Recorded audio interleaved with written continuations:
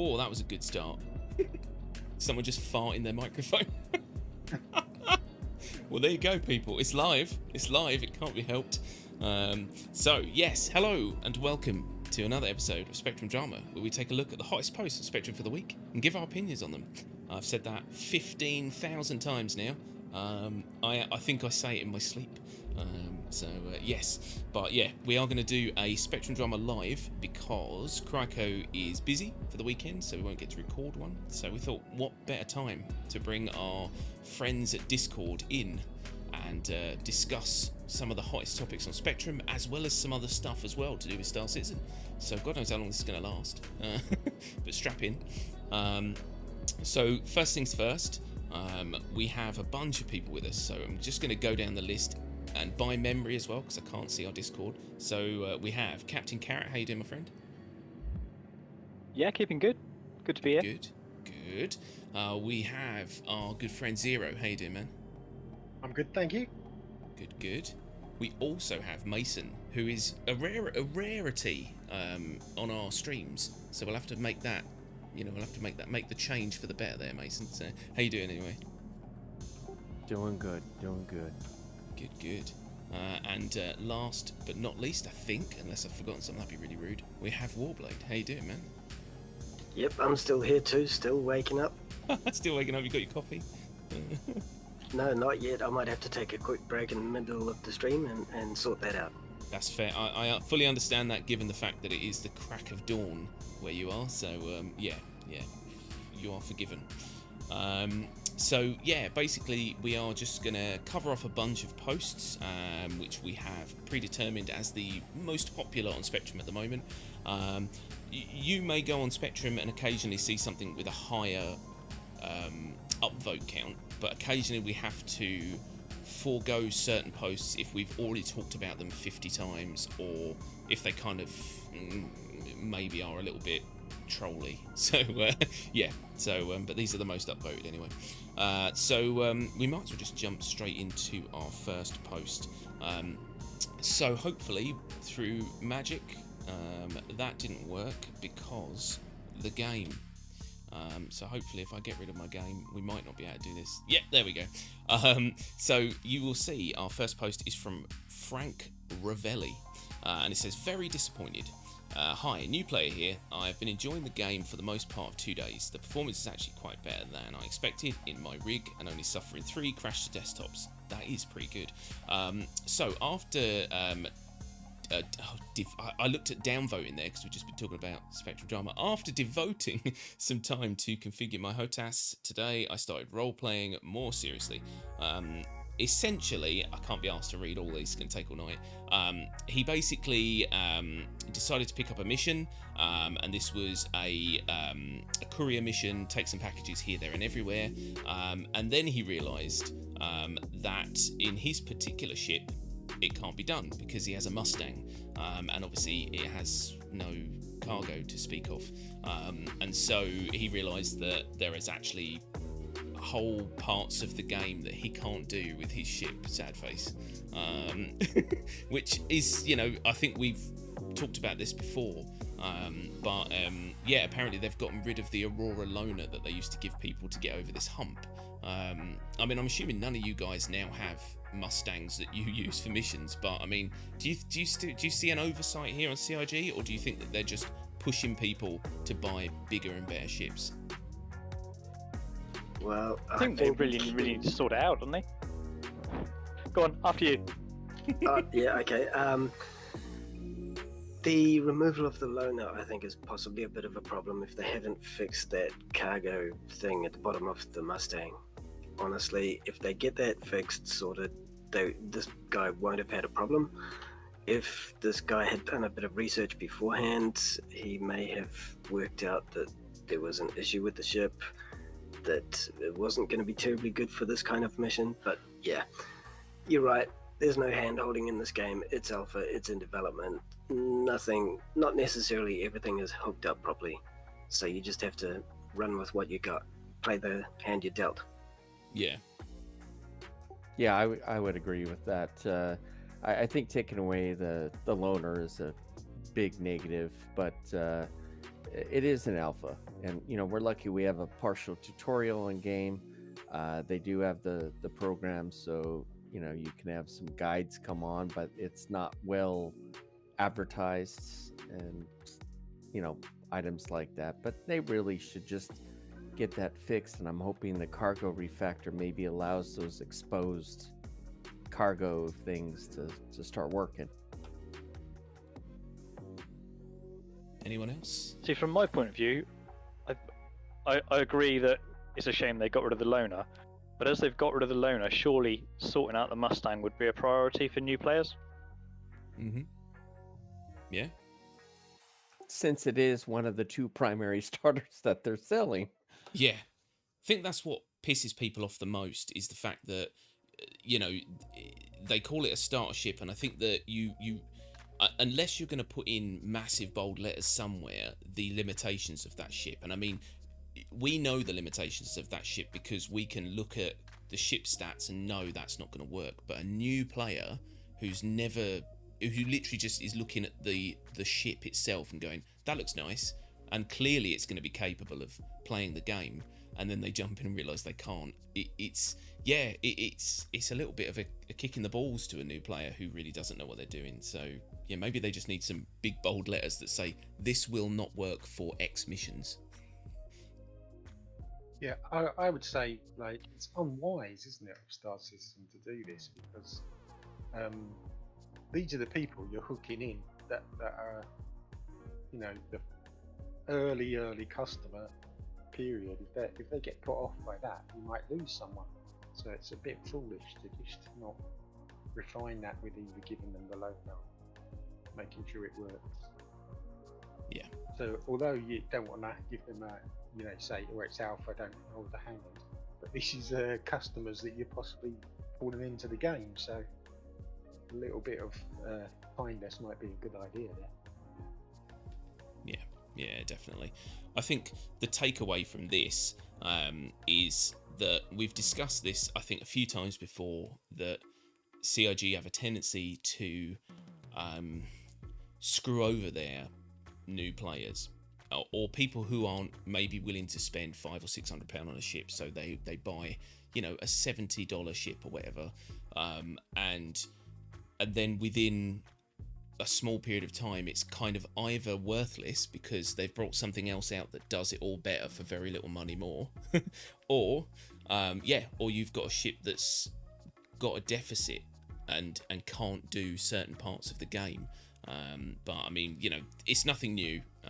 It's just something that I think everyone has to put up with when it comes to Star Citizen. There's always going to be these problems, and they don't take the problems super seriously because they're making so much money. It doesn't really matter, I think. I would agree with what you said as a general assessment. I mean, it is labeled a starter ship in the point that you can use it exclusively. I still take out my Aurora to do some, courier box missions and stuff myself. But, other ships can do it better, and the other ships do cost more money. But the key thing is that it's been in the game for a while now. You can use in-game money to upgrade. So that is a big plus, but it would be nice if, people knew that going in. And yeah. I forgot who said it, but they said if they would have done their research ahead of time. Well, it's kind of unfortunate. I'm the type that does do that, and I know there's other people that would do that, especially if you're jumping in to back a game in alpha, from that perspective. But yeah, for other people, they might have just got word of mouth. Hey, this looks interesting. Jump in the game and not realize the ins and outs of where Star Citizen sits in its development. Yeah, I think that's the long and short of it. Go on. Mason brings up a really good point there too, because it's alpha, it's not like this fully fleshed out AAA product. We really have an incentive there to actually look before we leap, before we pump some money in and do some research. Yeah, that is really the crux of it. Is the fact is it is an alpha, and I mean we've discussed this many times, and to us, on this channel, alpha's a swear word now because I think this game's evolved beyond an alpha. they market it more than an alpha to new players. But yes, it is an alpha, and you are absolutely right. You know, when you back any game, like for example, like let's take the one we always go to, Eve. When that game first come out, it was a bit of a learning curve, and a lot of people, you know, especially when it evolved into what it is now. If you went into that game now, it's scary, because if you go from zero knowledge to what you need to actually play that game, you have to do a little bit of research. It's not a user-friendly game. This is a lot easier than that, but like you said, you need to do a little bit of research if you are going to back a game, which is what I think new players maybe don't realise they're doing, is they're essentially investing, kind of. So it's a tricky one. It's like you shouldn't jump into the stock market without knowing at least the basics of how it works, for example. Yeah, exactly. So I think that's the takeaway from this, is that I definitely agree with Frank's point of view, in that, you know, if you go onto a game, you buy a ship, that ship is not capable of playing a portion of the game, and it wasn't made clear, then that is a bit of a dick move. But like we've said, I mean, this is the kind of thing where you do have to do a bit of research. So anyone who's new and looking at Star Citizen as a new game, make sure you do your research. Watch a bunch of YouTube, because we've all covered them. I mean, we've covered most of the ships in the game, but you know, do your research on the ships. Make sure they're going to be fit for purpose. You know, if you just buy a car that looks shiny and you have no idea what the boot space is, it might not be practical for you. So it's the same deal. Beg your pardon in interrupting. Yeah, go on. But rent it before you buy it. Yeah, this is it. Yeah, exactly. You know, befriend someone who can just gift you some UEC to rent a ship. Trust me, there's people in this universe now with billions of UEC, so you know, you'll be fine. Make some friends on a big org. But that's the other thing. Join an org, because they probably, between that org, they'll have every ship in the game, and I'm sure you can try one. Agreed. So yeah, definitely. All right. Well, I think saying that, I got some friends that want to try the game out. When they had the free Aurora deal, kind of a month or so ago, yeah. I picked one up with a Mustang. So I've now got an account with Aurora and a Mustang on it, so I can lend it out to people. People can give it a try. There you go. And I mean, we have in our Discord, if you want to check it out, we've got a test flight request section. So if there's a ship you want to try, you jump in there and you say, I want to have a go on a so-and-so. Someone will come back to you who's got that ship and say, yeah, meet me in the verse whenever, you know. So definitely worth looking at. I'm going to cut that one there, because that's pretty good. And just quickly say hello to everyone. So hey, Silver, Ehawk, Benjay, Patrick, how you all doing? So as you've probably guessed, we are doing a Spectrum Drama live with a bunch of people from our Discord. Yeah, hopefully we can keep you entertained for the next couple of hours. We're going to jump on to the next post. These aren't in any particular order. Normally with a Spectrum Drama, we set them up so they all ease into one another, but I haven't done that because short notice. So what we got next? So the next post is from Jolrag Tugor, I think, and it says, welcome to Smart Flight. This is when I'd normally edit out my mistake. Welcome to Smart Fight and Strategy, PTU 3.14. So he says, oh my god, what are you doing, CIG? Do you really want me to lose my job and spend all my time in the PU? The combat mechanics are simply fabulous. We have to manage our shots, we feel the damage of the ballistic repeater, the power of the energy weapons, the fight becomes strategic and smart. Even in DCS, you don't get that feeling. What a fabulous job. Thank you, CIG. Now, obviously, he's talking about, I'm assuming, ship-to-ship fighting, because obviously there is no strategy when it comes to fighting NPCs in this game, as we found out in our last stream. But do you agree with this? Do you think that they are heading in the right direction now when it comes to first-person, ship combat when it comes to the weaponry that we've got now? Ooh, Deadly silence. Everyone's being polite and waiting for everyone else to speak.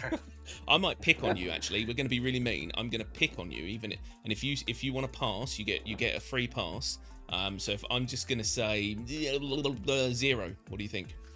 Okay, well, I can't express a full opinion on this because I haven't got into the BTU yet. Right.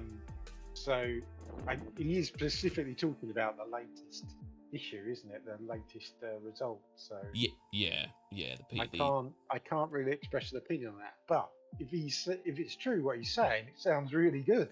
So please tell me, all of you that have been in the PTU. Yeah. Any of you had some decent time? I've been in the PTU, and I'm not a heavy combat monger. Some of you know I was born with one hand, so I tend to fly the bigger, heavier stuff. But I have done some fighting. I took Heartseeker out. The Terrapin actually has an extra size 3 weapon and 2 medium shields now, so it's incredibly beefy and one of my favorite ships. So I took that out. But like he's talking about, the biggest thing that has to be understood is every patch they're bringing out, weapon damages and rate of fire and everything are jumping all over the place. Pretty drastic changes at times. So from each phase, we're at H now, it's really changed a lot, and I like that they're trying to fine tune it and get all these ships into a certain category so they can kind of lock in where they want them. All the components are the same, so every shield generator has the same strength right now, so it's really focused on the ships.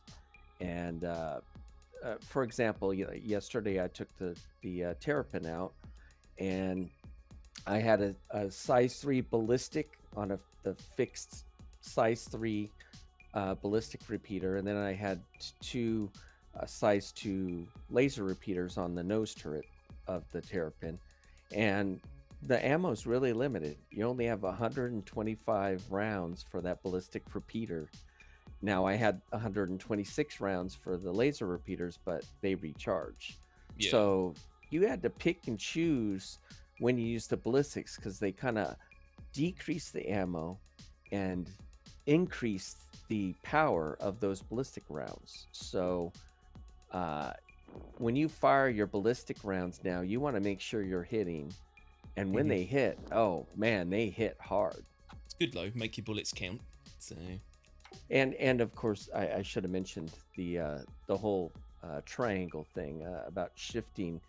It doesn't just increase the recharge. They've made it so it actually, if you got power to shields, it makes your shields harden a little bit, and the more power you move into your shields, the harder they get. Same thing with weapons; they hit a little harder in addition to recharging. Or your thrusters, you'll get more boosts. So it really shows a strategy like this individual is talking about, where you got to be smart in what you're doing and how you're flying. And I like the feel of it, even though I don't do combat a lot. I had fun. Ooh, can I just come back on that on one thing? Yeah, do it. It does sound really good, but you only get 2 weapon sets. Please, if they're going to do that, can they give us 4? It's so difficult to only have 2 weapon sets when you've got like 3 or 4 different types of weapon. And if you try flying something like a Sentinel or something with EMP, you only get 1 weapon set because the other one's bad. Exactly. So, but they did mention there's actually another Spectrum post that mentions that about getting 3 or 4 weapons, but it's not set up that way right now. But it doesn't mean it's not going to change. Yeah. Anyone else had any experience with the new combat in 3.14? I haven't had any experience, but you did miss a really important part of the original post, which says, "My boss, on the other hand, does not thank you." This is true. Yeah.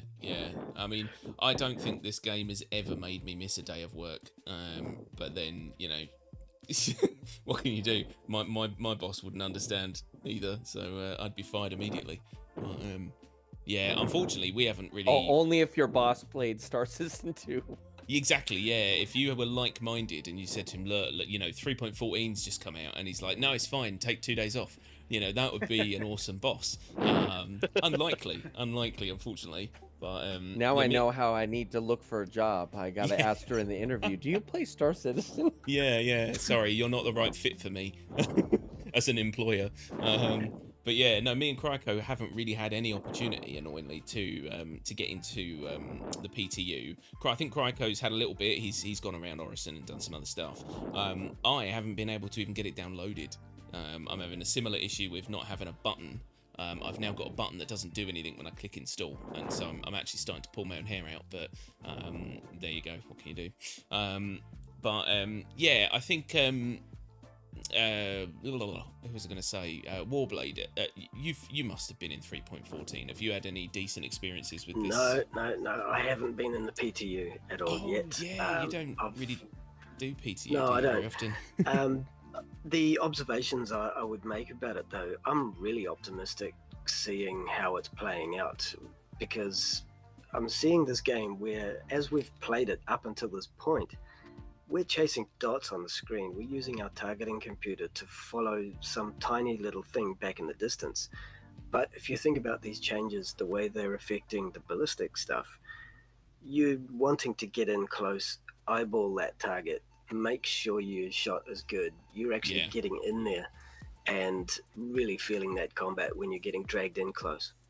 Yeah, it's going to definitely make things a lot more interesting when it comes to fighting, but also a lot more visceral, because like you said, you know, a lot of us, we do spend most of our time at several thousand meters away shooting at a pinprick, you know, whereas what they sold this game as was like World War II in space, you know, that whole dogfighting type thing where, you know, you're up close, you're right behind people, very Star Wars-ish, and it hasn't been that really very much for a long time. So yeah, it would be interesting to see how this affects it. If I can touch on what you just said, though. Yeah.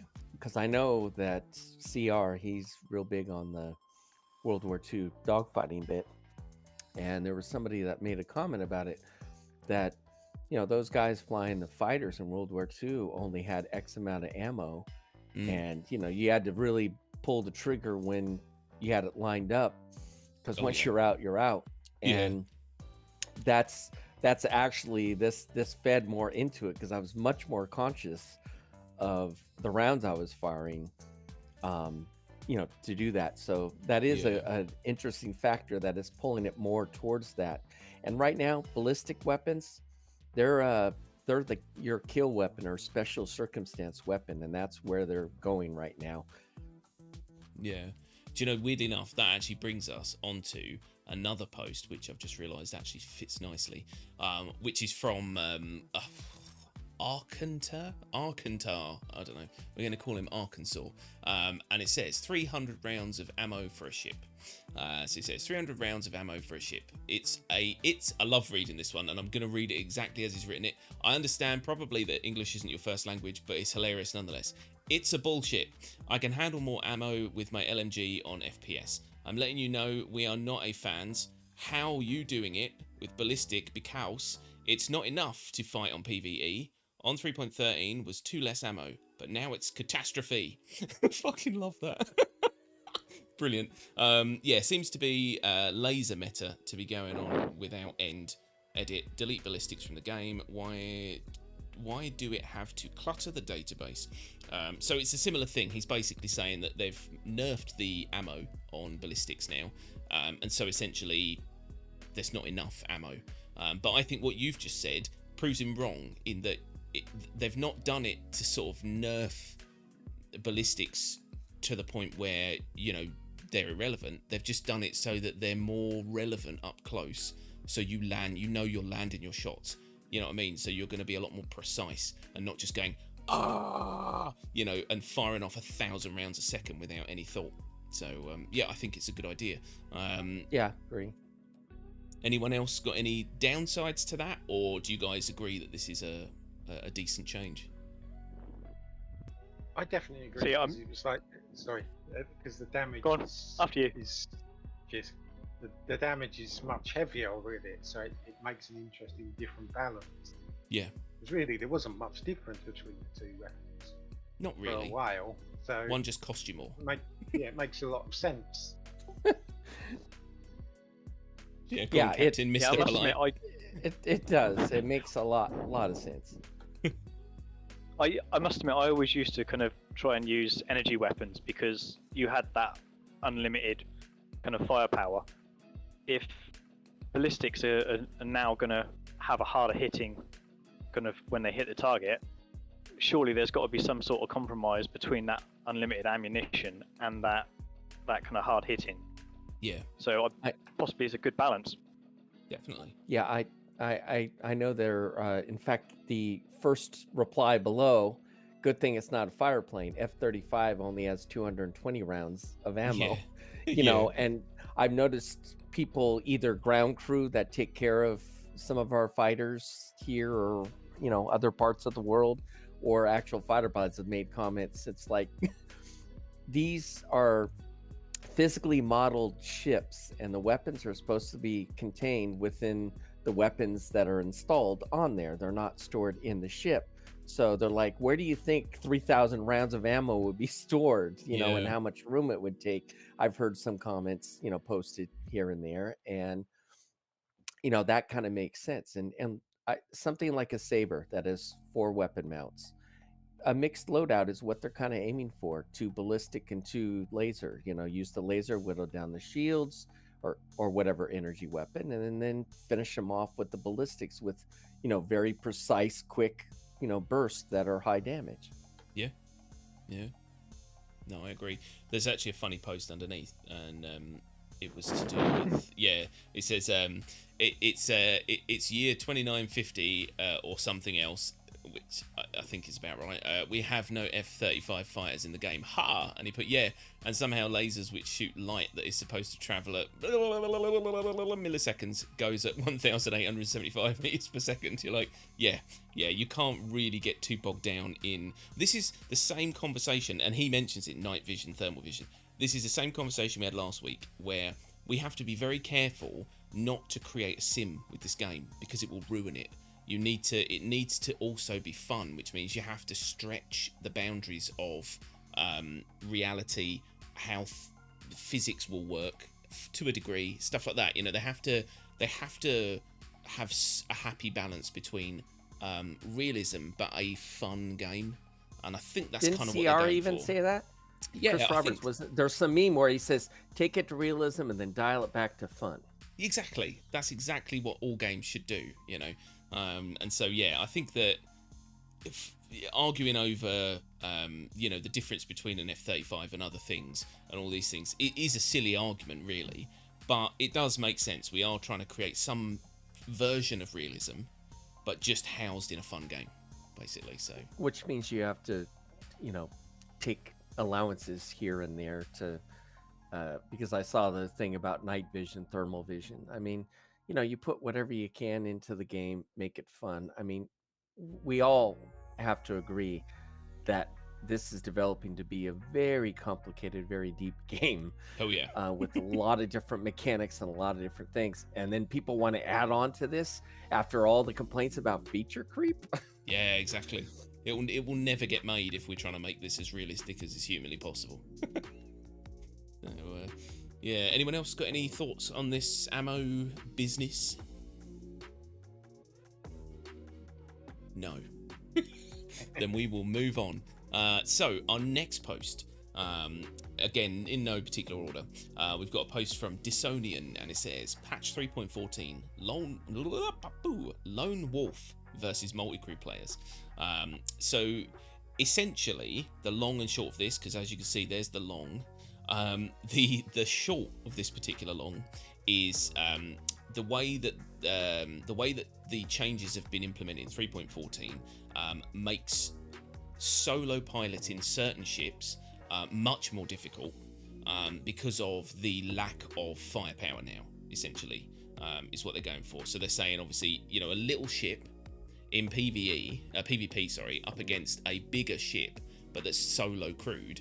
If that little ship has all its turrets manned, it's just going to ruin a big ship because they just don't have the maneuverability to get their big guns on target. So what he's saying is essentially, they might be phasing out the lone wolf style gameplay in bigger ships.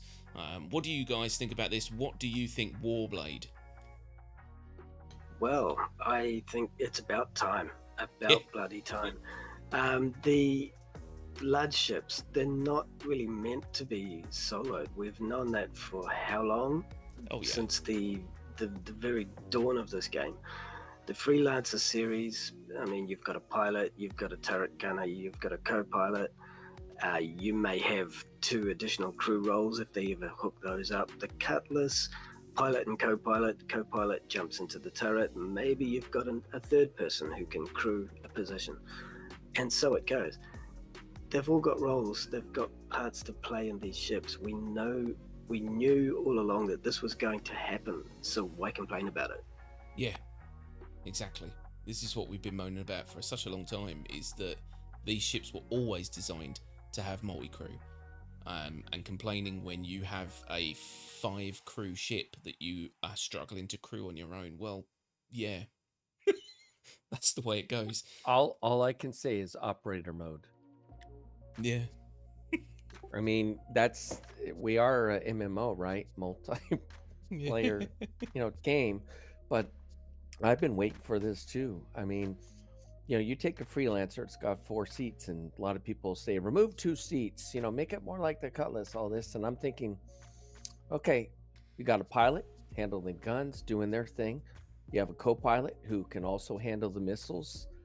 The other person runs back to the rear turret.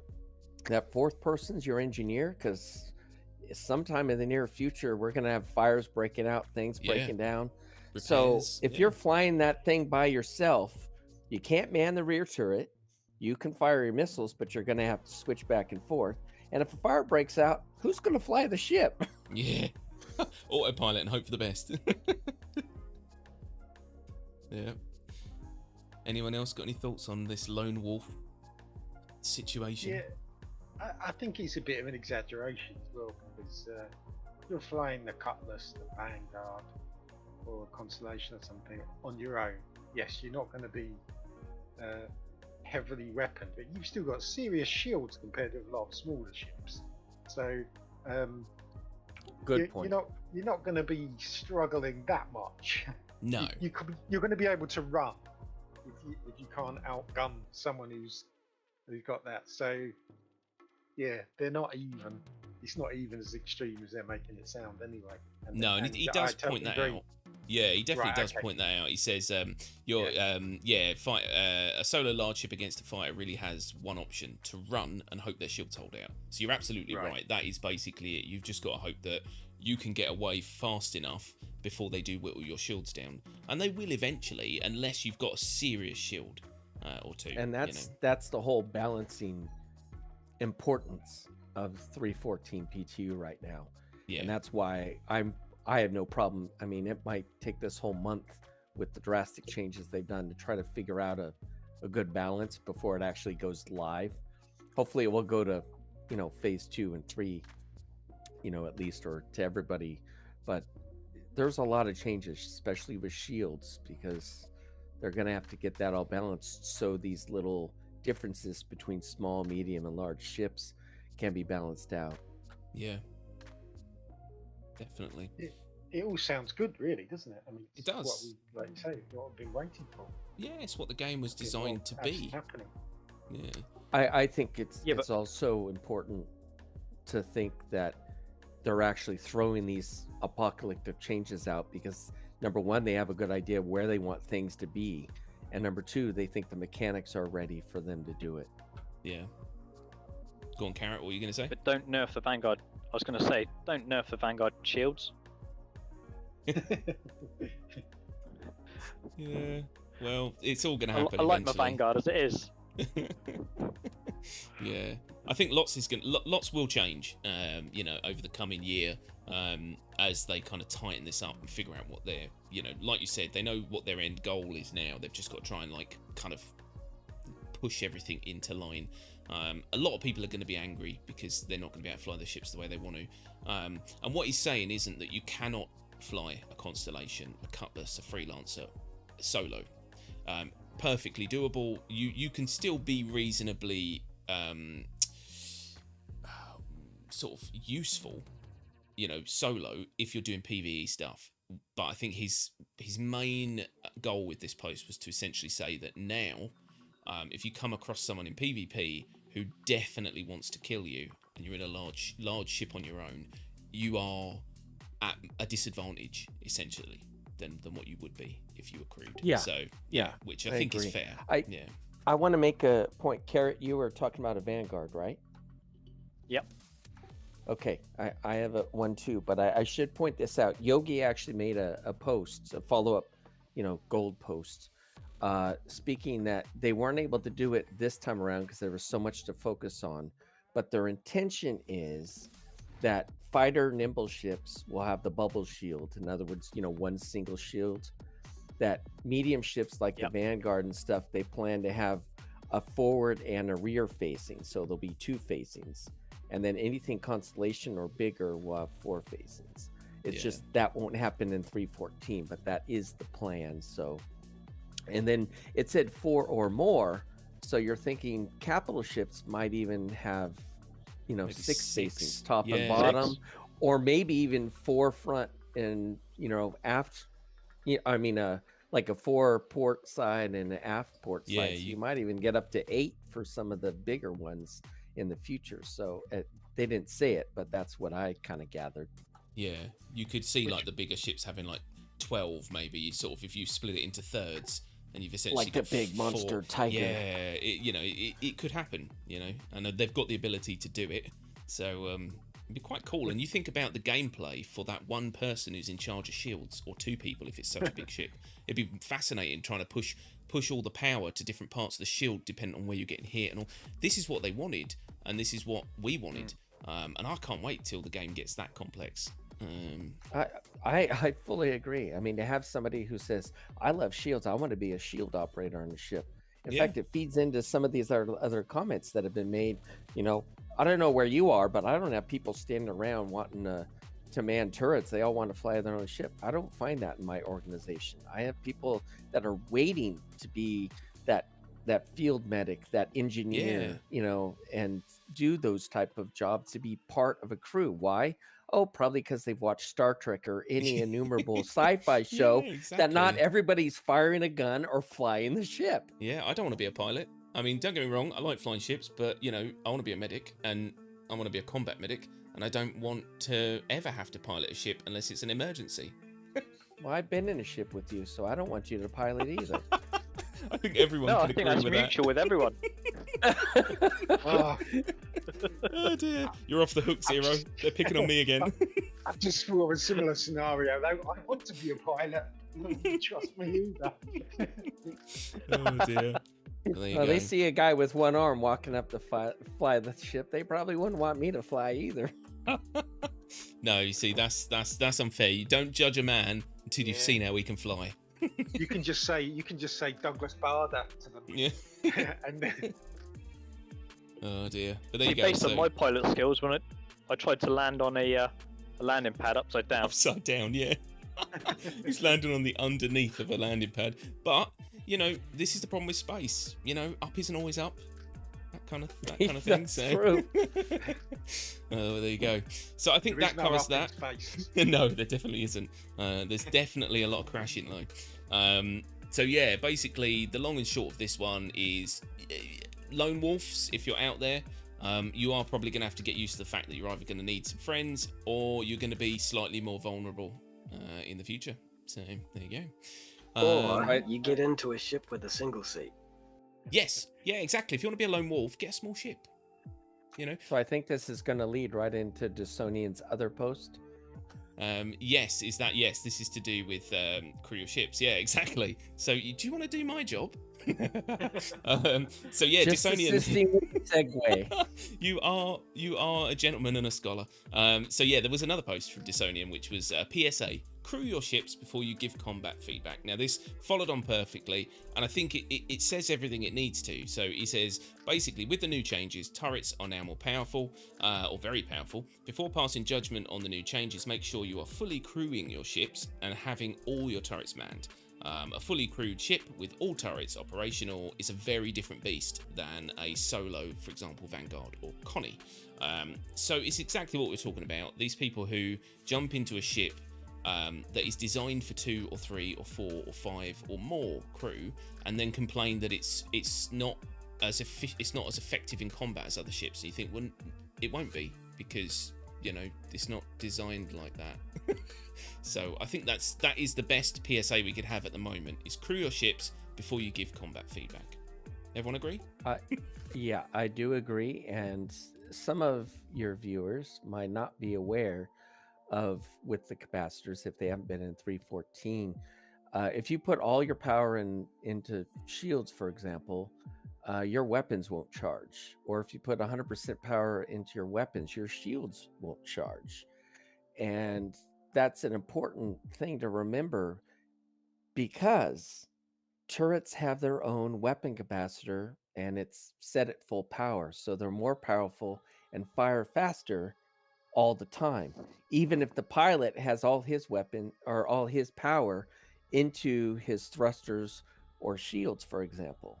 So that really makes, when he says very powerful, that I wanted to emphasize so people listening understand that turrets are very powerful. So something in a constellation, that pilot, if he's got somebody very maneuverable around that he can't gun, because he can't get on target, he just puts half power to thrusters, half power to shields to protect the ship and maneuver as best he can.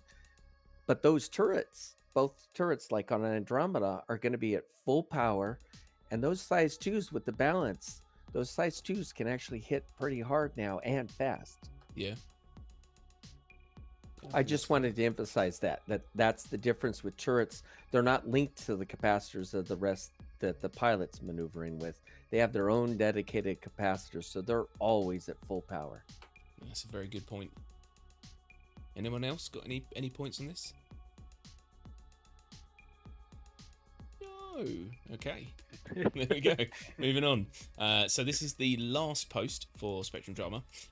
So basically, this is a post from Sada, which I'm sure he used to play. What's that game? What's that game we love, Zero? Armour. Well, the old Scum. And it says, when Call of Duty seems more believable, you've got a problem. So for those of you who can't see that, I would zoom in, but it might mess up all of my streaming stuff. But essentially what we've got is you've got the thrusters, maneuverability thrusters on, is that a 600i? I think, and then you've got or 300, I don't know, and then you've got the maneuverability thrusters on this ship in Call of Duty. There is a video, so if you want to look at it, and essentially what they're saying is it's more believable for a ship that size that's coming into atmosphere to have thrusters that actually look like they're thrusting than thrusters that literally look like, when you buy one of those novelty lighters that are like a jet of flame. That's what they look like. It looks like a bunch of people holding them outside of the ship and going, please go up, now please turn left. Yeah, it's quite funny to look at. So do you think that we need to do away with physics entirely, or do you think that they should start thinking about if they retrofit any of these ships to make them look like they might move in atmosphere? I think they should make them look like there's a lighter that's actually got some fuel in it. Yeah. I would disagree, because we're way into the future. A tiny little thruster might be all you need to give you the energy and force that is actually working. What are they using as fuel, though, to create... We've got quantum drive that can jump through time. Why wouldn't you have thrusters that could do amazing amounts of thrust with a tiny little jet? I don't know, I'd need to... You're the one who always moans about physics. What's going on here, Zero? No, but I'm talking about the physics. If you actually, that's it, though. If you actually go with the science of the super technology that you've got in that period, and that actually, some of the ships have got a bit of anti-grav as well, haven't they? So thrusters are not necessarily needing to be massive, great rockets. So I'm reminded of that scene in Men in Black where Will Smith gets handed that tiny little gun. A cricket. And it just wrecks stuff, and then he realizes that there's much more to it. And I can kind of see the same thing happening with these ships. Yeah, maybe it doesn't look right based on here and now, but far off in the future, things might be quite a bit different. Yeah. I mean, That's a great point. Actually, Yeah. the little cricket gun. He's like, "Oh, I want that big, massive gun," and he gets that, and yeah, blows him back 30 feet. True, true. No, I definitely get what you're saying. I mean, there could be a logic involved that says that, yeah, between some form of anti-grav type stuff going on, the thrusters only need to have enough force to turn the ship. They don't actually have to keep it off the ground, kind of thing. Or you know, but you think of the size. I don't know. Logically, if you've got a gravity like ours, I don't know how you would make a thruster that size, even with any type of fuel, make enough force. You know what I mean? So yeah, we'll put it down to anti-grav technology. Yeah. Although this guy does say it's amusing reading people's attempt of trying to spin rationale for CIG's Nero Zero fucks given towards actual physics. And he says Star Citizen spaceships operate more on space magic by any demonstration currently in game than by Newtonian physics, which I think is true. But again, I have to correct myself because I've already complained about people trying to make this too real. If it works and it looks okay, leave it alone, because you know, what does it matter? Let's put it that way. What does it matter? Yeah, and isn't there some quote that says highly advanced science will always look like magic? Oh yeah, definitely. Is that Yeah. not him that wrote 2001? Arthur C. Clarke, I think, said that. Yeah, and I mean, I think I said it last week that you know, not that obviously I'm not that smart, but I think something along the lines of you know, we don't know, we only know the limitations of our technology now, but we don't know that is the limit to that technology. So in 100 or 200 years time, what we thought was possible for this one thing might suddenly be able to do so much more. You know, so I think it's fair to say that it looks more impressive the way Call of Duty have done it, but maybe in the future it's more realistic the way Star Citizen have done it. I think that's fair. And I'll give you a recent period example of that kind of technology advance. I remember when I was a small kid, a battery in my torch lasted about 5 minutes, was massive, and never had enough energy to light the light in my torch brightly. Yeah, the bulb was And always now too you big. now you can do it with some tiny little battery. That lasts 80 days of constantly on. It's ridiculous. And can be charged. Yeah, But that's the there you go. thing. You know, I mean, back then we probably went, well, that is about as good as a battery's ever going to get. And then, you know, 40 years later, we're like, wow, you know, we've now got batteries that move cars. Yep. So yeah.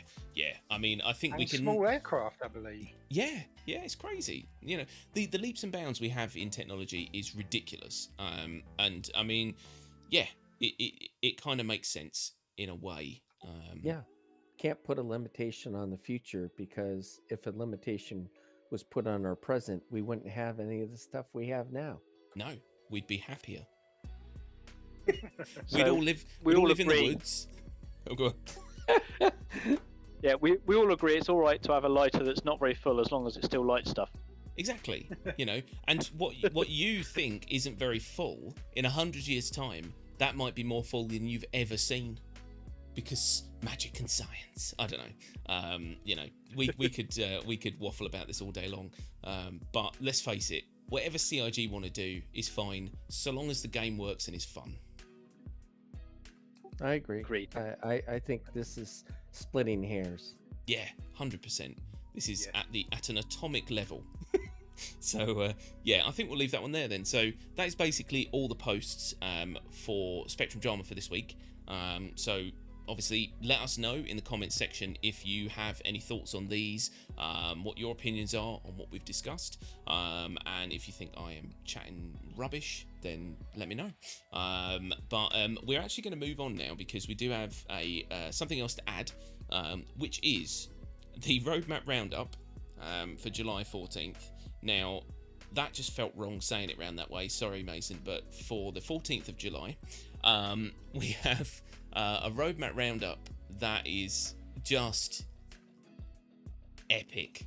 It's it's ridiculous. So we're going to kind of read through it, and every now and then we'll just stop at ones that take our fancy and talk about them. What do you think? Yep, let's do Sounds it. good. Good. So let's go for it. So notable changes for July 14th. Oh, again, 2021, you Americans. So progress tracker. These deliverables have been added to the progress tracker. So we've got laser trip mine. Implementing laser trip mines into the game, which are explosive that use light beams as triggers. When someone or something comes into contact with the beam, the mine goes boom. I love it. I want it now. Sounds good. I would like non-lethal versions as well. The mine Yeah, goes concussive. something else. Yeah. Or maybe the mine goes snicked and somebody's head rolls off. I don't think we're gonna go that far. I'm just thinking But- how much fun we but can a have on a Thursday flashbang- night with these. Yeah. Yeah, but a flashbang mine would be kind of nice. Yeah, that would be awesome. You imagine going through one of those bunkers, but it was PvP instead of PvE, and you think, all right, that bottom of that stairs, when you turn the corner in every bunker that's ever existed, you put one there, and it's dark, and all of a sudden, bang, I can't see, and then you just get obliterated. There's so much play for some interesting combat in that, so I like it. Especially with the new FPS scanner system. There you go. Ah. We're talking Don't scanner use your like scanner, the film. you won't find the mine. Oh right, I thought you meant like the film where you could just go and make No, someone's head I explode. was talking about it would make it would be that whole fight. Did you bring the guy with the right kind of scanner that can Yeah. connect the mine type deal? That would be awesome, though. So there you go. Will it be like in the movies with the ultraviolet light that lights up the beams so you can see them? Yeah, you've got some dude going around vaping, just blowing into them. Oh dear. There you go. So what else we got? We've got Frontier clothing, generating concepts for Frontier style clothing for players and NPCs. Meh. Female player head. I'm going to move on if it bores me, by the way. Female player head, completing and modeling and texture polish for the female player's head. After this pass on the asset, it will be sent to tech animation for a rigging update. Hopefully we won't have women that just look like men with a woman's haircut. Basically. Or actually kind of women with men's haircuts most of the time, because even that, do you remember that lady's haircut they tried to do, like a bob, and it looked like someone had made a hair helmet? Not good. We not need good. hair tech and move on. Yeah, exactly. So there you go. I heard the word move on. DGS mesh node. DGS mesh node implements multiple dedicated game servers and clients connected to the same instance of the hybrid service and allows DGS to exchange entities and authority over them. Anyone know, Hey-o.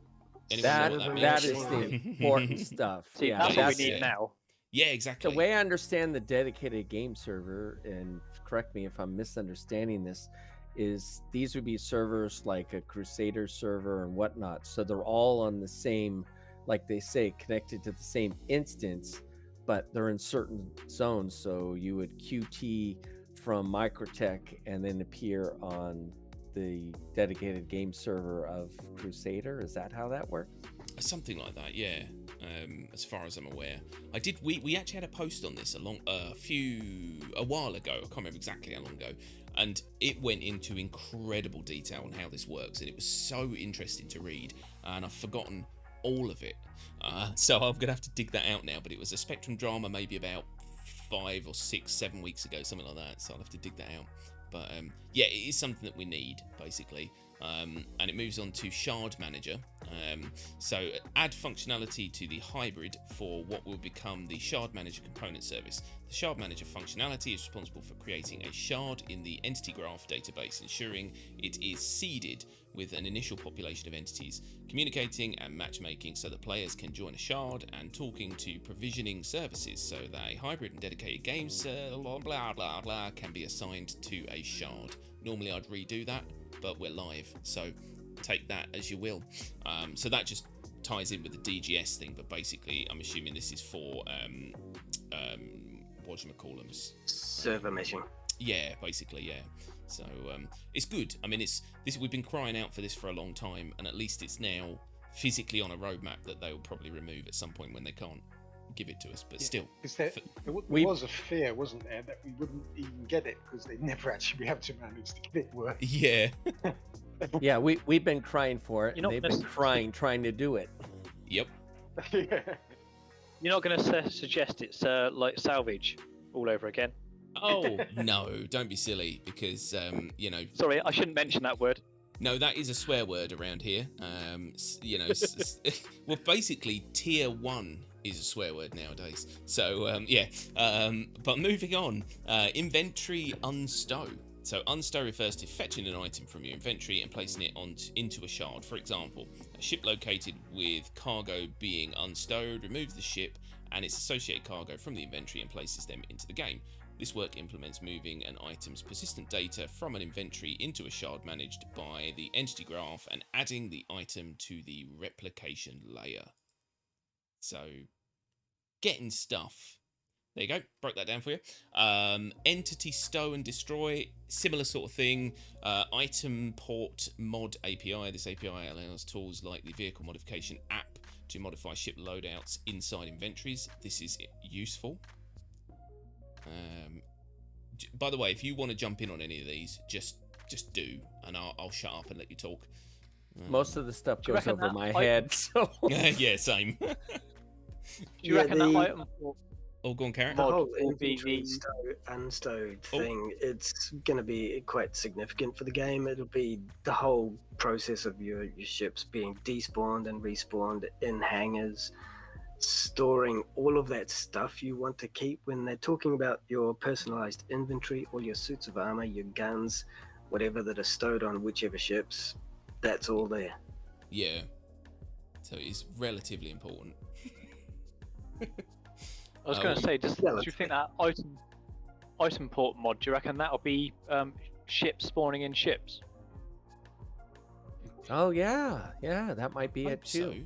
so. Yeah, that would be awesome. if And we can and actually- vehicles too, like Yeah. a Carrack where Yeah. you can do that. Yeah. People have been crying out for that as well, because the amount of times that you spend so much time, you know, spawning a ship, then going down to somewhere, spawning a vehicle, putting it in, and then you're on your way. So yeah, that would make a big difference, I think. Especially for people who own the new tank, for example. If they want to just pop that in a vehicle and go and fight some bitches, you know. So yeah. Yeah, more to the point, the Hercules C2 being able to just carry those vehicles somewhere, despawn your ship in a hangar. When you bring it back, those vehicles are still inside. Yeah. And same with the Carrack, you know, having a Pisces and Rover come back with the Carrack respawn. Yeah, all there. And your armory full of the stuff Yeah. you put in there. Yeah. Very important. I mean, Quality of life. yeah, these are little things that you DB, don't you think just about. keep bringing up SC has a lot of crying in it. This is true. But no, it's all important stuff, man. And I mean, the fact that this is such a massive data dump of stuff, I just hope that they can do all of this stuff. But you know, I'm a pessimist at the moment. So it says Shard Data Query API. This API allows game code access to common queries against entity graph data. Again, more to do with what we've just been talking about. I'm going to ignore that because it's going to be something I read out and don't understand. AI, navigation links, ladders, ledge grab. Implementing special adapters to allow the navigation system to be informed of potential nav mesh connections offered by ladders or ledge grab markup. The navigation links already allow the creation of adapters that contain game code specific functionality to function as sort of translators between system specific domain into the navigation system. Does that mean they're going to sort out the staff error? It Maybe. just means that AI can climb a ladder now. Yeah, instead of standing on chairs. And the other they do have the ledge grab too. Yeah. And they're talking about the rescue missions we haven't got to yet. But Yeah. you know, if you're gonna have to go down in a cave and, you know, stab a guy with a med pin and lead him out and rescue him, he's gonna have to know how to climb out. Yeah, can you imagine just walking into a wall constantly? You're like, please climb. I mean, I can barely climb in most caves, so it'd be interesting to see the NPCs do it. But yeah, that is I'm Okay. important. concerned that they. I fell Go on. quite consistently. Yeah. Yeah, Move exactly. around in the space. I'm thinking now that AIs might get on a ladder and stop and just block a ladder. Oh god, yeah, can you imagine? I mean, the fact that the NPCs at the moment don't understand how to sit, and so they all stand inside chairs. I mean, they are reaching for the No, stars. no, here. no. Now you can't push that far. They do know how to sit. It's just when they get phased out and then they come back in, they forget what they were doing. They're kind of Then they just stand there. It's like I've looked at what that is. Well, yeah, it's like having an entire race of people with Alzheimer's. They're just like, what was I doing? Standing on a chair. Oh my God! Alzheimer's. But when they- seriously? You can't say that. Oh, sorry. Have I triggered someone? I've got it, so don't worry. Probably. I've Trolley. got to say, it's Go not on. that. They're actually standing on there for NPC Lives Matter. Yes. Yeah, that's it. This is instead of taking a knee. They stand on the chair. Yeah, because we won't stop killing them. So AI trolley push and pull.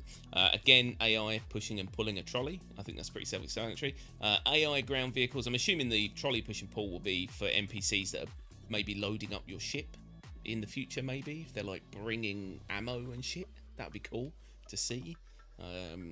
Ground vehicles And patients on their gurneys. That's another very good point. If you're taken into hospital and all that sort of stuff. AI ground vehicles. So basically, this is going to be NPCs driving vehicles. Can you imagine? Oh no! There's going to be a lot of fatalities. I'm pretty sure this is going to be like the first Tesla. It's just going to start ramming into people. Or why is that cyclone standing on its two back wheels? Yeah, on a chair. Oh dear. What else? AI unmanned missile turrets. So yeah, that's cool, I suppose. Maybe AI they'll be able to hit finally. They might be able to. It might make them actually a threat. Well, if you read the whole sentence, to improve defense of green zones. I mean, Yeah. this has been a big gripe about Port Olisar for a long time, True. that you just don't have viable turrets of any kind. So yeah, it'll be an interesting one to see what they pull off here, how much they do in terms But- of defense turrets. Yeah, what Yeah. happens if they fire those two missiles at the bad guy and the bad guy goes behind that Starfarer coming in and it locks onto the much more powerful signature of that Starfarer and the base shoots it down? Accidents happen. Yeah, oops. But no, it is important, yeah, because I mean that was a big thing for a while. Is people were like, yeah, okay, we've got these turrets, but they're essentially pointless. So it would be good to see actual defense. So yeah, interesting. Fully agree with that. So we've got AI medical, implementing a variety of medical AI behaviours. A patient will arrive at the hospital and check themselves in at a terminal, then wait to be seen, called to a room for a diagnosis. The patient can then see doctors and nurses tending to sick and injured people. Other patients will wait to be called.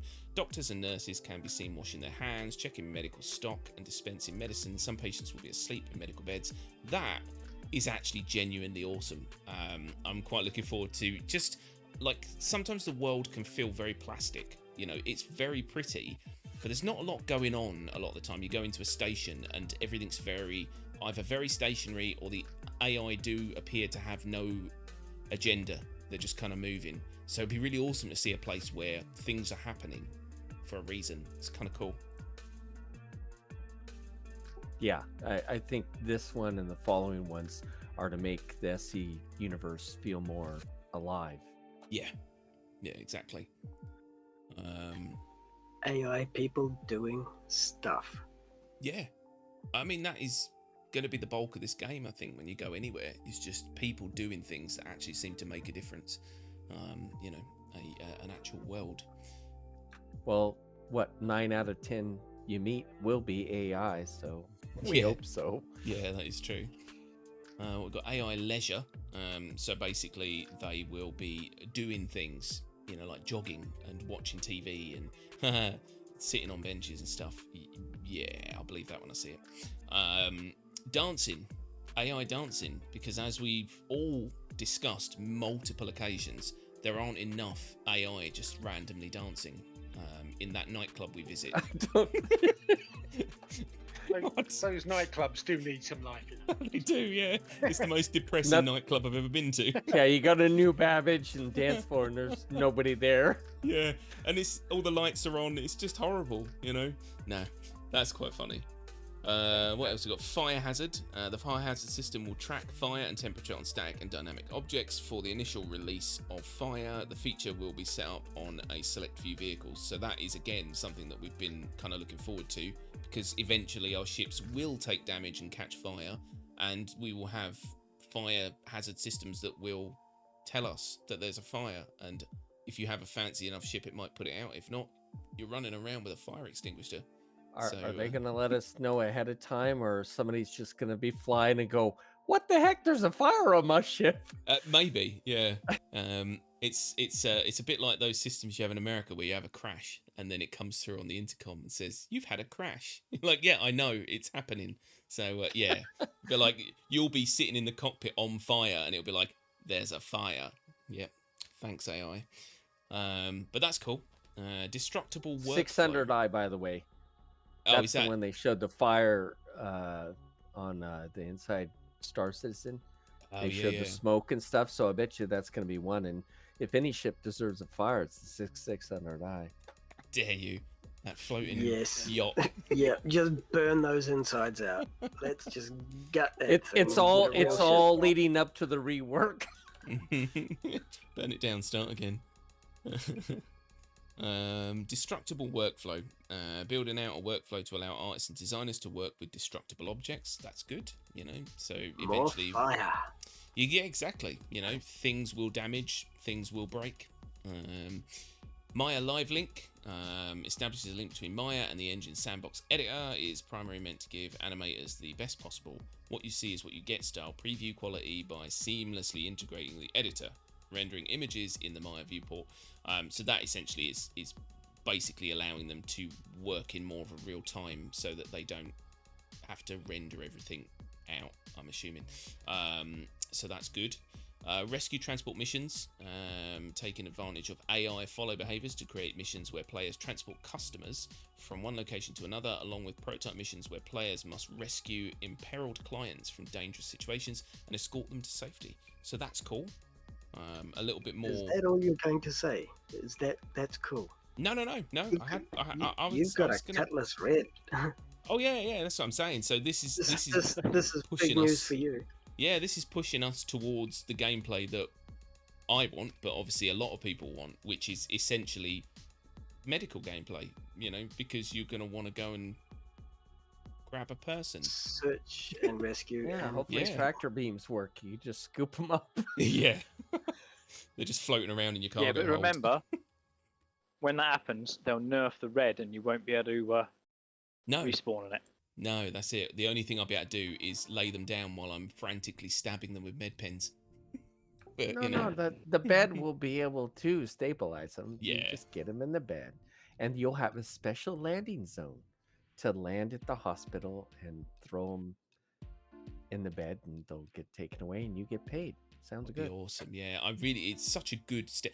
See, these are the kind of steps that are taking us towards gameplay, and this is what we've been crying out for such a long time. Is more, And it's all the varied dang gameplay. mechanics behind it that Yeah. we've been waiting for all these tools to be created to make it more than some static guy where you go over and, like I said, at the bottom of a cave. Now he's kind of got to follow you, or he's in a ship and he has to EVA and follow you after you've pumped him full enough drugs that he can last an hour Yeah, before he collapses again. And you're like, okay, are you okay? Get in that bed. I'll get you to the hospital. So these things are really exciting. I have an Apollo, so I'm right there with you. That yeah. this type of stuff, these support type missions are very exciting. And if they tell us right there, it's a prototype mission, which means it's going to be buggy as heck. Oh yeah. But I'm fully willing to test it and give them feedback to get it so it works right. Because Definitely. I'm not so much about the pew pew, but the stabby with the medical gun sounds good.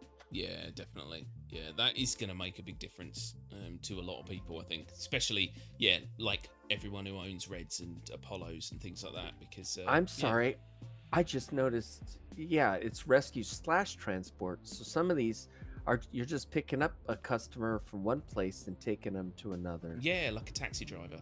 Yeah, I So didn't essentially realize Uber. that. Yeah, or Lyft, or whatever you guys use. So those single seaters think they'll- can't help but a Reliant can do that. Be a hawk. Get it back. Oh, Do you reckon the Crusader ship might come on the roadmap then? Maybe. now you're thinking of the Starliner. That's a lot Yeah. of people. I don't think that that's what this is designed, but I bet you it's a precursor. You know, Yeah. the whole Yeah. V0 type thing before they can start having their own passenger liners. We're supposed to have those set up AI anyway, where you can buy a ticket, you know, yourself. Yeah. That's what at the starports. You can kind of see their thinking, you know, the plan that they've got in place. When you see these things come out onto the roadmap, you think, I kind of get a rough idea of now where they're going, and that's kind of cool. This is the first mission type that I've seen that would take a FPS NPC from a location outside your ship onto your ship and take it somewhere and then offload. Yeah. And the NPC could theoretically walk itself, or maybe you'll have to push it on a gurney. And definitely that is going to be a major step towards passenger transport type things where you're dealing with Yeah. multiple NPCs doing similar. Yeah, because Yeah. most of the time they're dead Yeah. right now. Yeah, it's going to make a big difference to the variety of missions that you can do now, because if NPCs are able to follow instructions, go in certain places, do certain things, then it's kind of limitless in a way to the kind of missions that they can make. But yeah, definitely very exciting for anyone who's Do excited for any of medical. you guys do the investigation missions, you know, where you got to go find the bodies and stuff like that? Yep, I do from Yep. time to time. Yeah, Yeah, not for I a do while, those but- a lot. I mean, 18,000 just to find one body seems like a good deal, but yeah, I like doing those missions. And if instead of going to these missions and finding, you know, say at a constellation, 5 dead bodies, if you're going there and having to check for life signs and see if they're alive, then you can rescue them. Yeah. Boy, that changes the dynamics of it entirely. Not only that, if you've got a mission like that where you don't know if anyone's alive, and if let's say there's six or 10 bodies, and you might have to find and retrieve, that would be the awesome thing. Find and retrieve the dead, but also rescue the living, and it could be a random number, you know, like from 1 and 10 of how many people are alive, and you've got to go around Fantastic. trying to get them. Fantastic. And Yeah. yeah, there's so much scope for it. It really is a Could be very good very use of big the- step. Yeah, it could be a good use of the trolley, putting all the dead bodies on. Exactly. Yeah. Space trolley. Or if you're doing a rescue, maybe you could have a wheelchair variant. You could do, yeah. I mean, but because it's in space and because we're so far in the future, obviously it would be like a Hawkins style wheelchair where they can like move it with their mind and it talks to you and stuff. So They do have the drone things on the Apollo, which I assume will be used for that whole retrieval type thing whenever Yeah. they get drones in. kind of like the idea of like a drone with 2 huge arms and it comes over and the last thing you feel before you pass out is a hug, just a lovely hug from a drone, and then it takes you into a ship. I think that'd be a nice way to be rescued. Be still, I am here. So what else we got? Infiltrate, defend missions. So underground facilities are the first place to benefit from the addition of spawn closets, which allow us the expansion of these. Oh my god, I'm losing the ability to read. Of the suite of missions that take place there. Missions range from all-out assaults to situations where you may be able to complete objectives without the need to engage in combat at all, and include both lawful and unlawful versions. So that is kind of cool.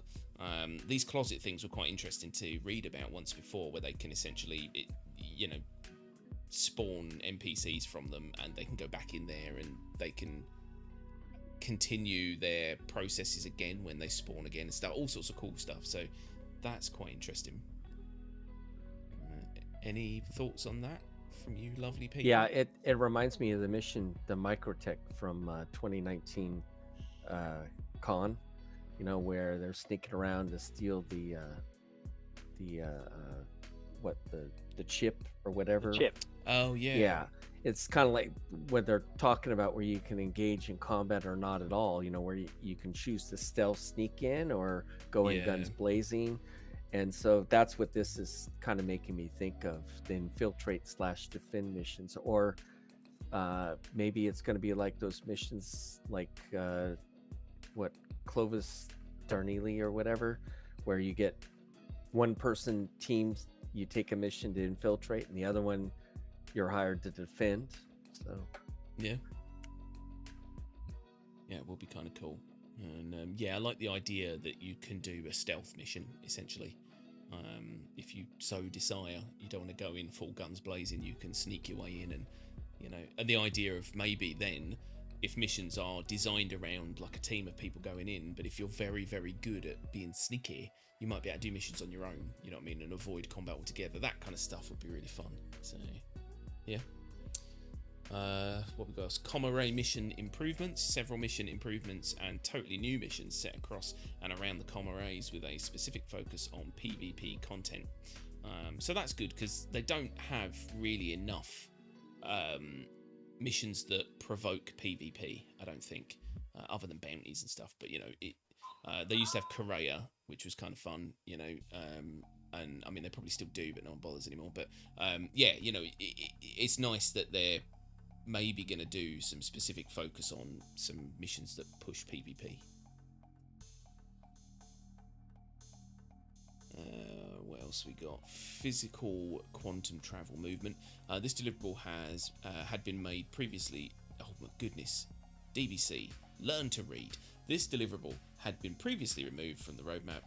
It has returned to the progress tracker, and it has been scheduled to be worked on in Q3 by the physics team. Oh, they do have a physics team. Okay. So physical quantum travel movement. Who wants to describe what that is?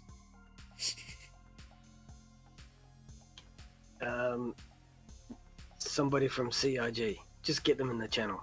Yeah, I'd love that. I wish we could one day just bring them in and go, right, I've got some questions. Isn't that where you go and jump in QT and it creates a big, force reaction? Isn't that what they're referring to? Maybe, yeah. Maybe. So, everybody needs to be strapped in before you jump to QT. Otherwise, it's ludicrous speed from Spaceballs and you're thrown. Yeah. I want to watch Spaceballs now. Yeah, no, that probably sounds about right, actually. It's always been a thing that I've always questioned, is the fact that you go, right, warp speed, and then you go, whee, and, like, nothing about the ship changes, and you think, I don't know. I quite like the idea of the way that Guardians of the Galaxy do it, where, like, I know you start to turn into crazy characters and stuff. Although they were jumping through wormholes, I think, but still. Okay, miscellaneous. Oh, come on now. I think it's because it's getting hot and late. Misk Holby. So the Hull B was originally scheduled to be worked on simultaneously with the Hull A. However, additional resources needed to be allocated to the Hull A. Therefore, we're temporarily removing the Hull B from the progress tracker until it has been rescheduled. So, yeah. Woohoo! Spectrum drama. It's back.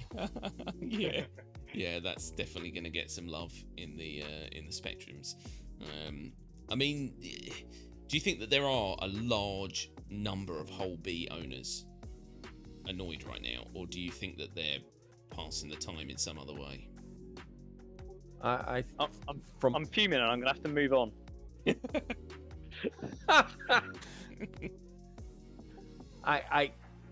I don't know how they're going to do it, but the Hull C was the first one being worked on. So if all the Hull people are going to get the Hull C as a loaner, I don't think anybody will complain then. No, I have got a CCU for a B to C because I thought C was coming first. So that is what I thought, but maybe the Hull A is the only one they're going to put out because that's all the cargo decks can handle right now. Who knows? Maybe, yeah. I think by now everyone must be able to take these with a pinch of salt when ships get pushed back and stuff. Because let's face it, I don't think anyone's bought a ship other than a starter ship that hasn't had some delay to it. So there you go. Yeah, you're spot on, DB. Because if you have any experience. You're gonna just go, what else is new? Yeah, it's kind of the go-to move now. So So what else we got? We've got the release view. So these deliverables have been added to release view in Alpha 3.17 column. So we've got persistent hangers. Players will have the ability to have their own persistent hangers. This will bring changes to the cargo gameplay loop by allowing players to buy cargo and send it to their hangers, then maximise their cargo storage space by allowing them to pack the goods themselves. Gone will be the days of getting booted from your hangers because you were there for too long. Now that is a really, really fucking cool thing. This is the big one, but I've been talking too much. I'll let the other guys talk. Yeah, I agree. It's going to be a massive one for so many people who deal in commodities trading, the miners who take the refined ore, put it in ships. I think what we're looking at here is the ability to split refinery output as well. You get it to a hangar, load it manually, and you may have a small ship that's smaller than a prospector in terms of its SCU capacity. Being able to take part of that prospector output, put it in your ship, and then cart that off to sell it, and then go back in the prospector and mine a bit more, and then do another couple of hauls, that sort of thing. Definitely going to make a massive difference, and it's essentially the first time that we're going to have our own space. You know what I mean? So you're it's yours, and when you go there, that is your area. Do you know what I mean? And it's almost a little bit very close to having your own house. Do you know what I mean? It's like it's a stepping stone to having some permanent roots in the game. That does excite me a little bit. It's a thrilling concept. I'll have a place to put all those accoutrements that I picked up from subscribers, the posters and all those things. Because the way I read the card more, and the persistent hangar will be at like the landing zones, your starting zones, and there'll be temporary persistent ones wherever you happen to land, at a Lagrange point or whatever. But you'll have a permanent one, and this is a big deal. And now this explains why they're moving to all hangars at all the locations. There won't be any open pads because you're not being kicked out. Think about that. You'll be able to take as much time as you want. Of course, you're going to have to use a tractor beam or a trolley or something to load your ship, so you're going to need that time. But that's going to be very interesting prospect. But now it makes sense when they said that they're moving away, because if your hangar is going to be there and you're going to have a persistent one, nobody else can go in that hangar. So it's going to be kind of weird that, okay, I'm ready to go. When you call to have the hangar open, there might be a slight delay because there might be 5 people in that one spot in that one hangar. Yeah, it's going to be interesting. And I'm assuming that you can obviously allow other players, org members, all those sorts of people to enter your persistent hangar somehow. Yeah, because if you're teamed I up. think that would. Yeah, I think that would be a plan. But whether we would get that at first kind of tier, I'm not sure if that will happen myself. Yeah, they might have to meet you after you leave the hangar. So? Yeah, but I mean that's because having some sort of place. Like you had in like GTA, where people come to your homestead, your hangar, and kind of you can plan everything, would be a really great idea. Yeah, and eventually move into org hangars with actual org bases eventually, so everyone meets in that one place and stuff. It's definitely the first step, I think, to having that persistent home type environment where everything's yours, and whatever you put in there remains there, that kind of thing. Just happy we're moving that way. Yeah, definitely. Speaking of moving, how about moving into an outpost homestead? All right, you can't, it's for AI, but still, independent and outlaw. A small home for AI to live and shelter. They consist of a central hub and a few optional internal and external modules. They provide the basic necessities to support a small group of people for an indefinite amount of time.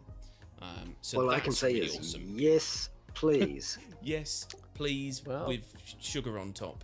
This is where they said they were going to go once they got all the landing zones complete, and now they are. So now we're going to get dotted homesteads on our moons and planets. which Finally. is just more than what we got now. Yeah. Basically, what we have now with a little more detail and actual people. Yeah, exactly. Like a planet that looks a little bit like people live on it. I want to not go, just- to the Skywalker Ranch, right? The Yeah. little Tatooine outpost, the Exactly. little farm, and Oh, give me that's some amazing. blue milk. Yeah. 2 burnt husks of people lying outside. I knew somebody was gonna go there. Spoilers. See, and I The was thinking Vandal got criminal- here first. I was thinking the criminal element and going into people's homesteads, Oh, stealing all the items and going and putting it in your persistent hangars. it'd be like Skyrim. I couldn't help myself in that game. I just stole everything. So yeah, that would be really funny. The Oh. thing that I'm hoping to see pretty soon for that sort of stuff is, if you recall last week where we were scurrying through a cave to kill 8 buggers, and now theoretically we should be getting the same kinds of missions happening in these homestead type environments. We Yeah. won't have to crawl through caves so much anymore for that. We'll be Yeah. stalking some outpost somewhere, and there'll be a hive of scum and villainy to clear out. That Yeah. would be amazing. So now we know what the A2 is for, to drop a bunch of bombs on the outlaw Yeah. homestead. That's exactly it. And then come roll up in a tank and just finish him off. It's going to make a massive difference to the game, because twofold.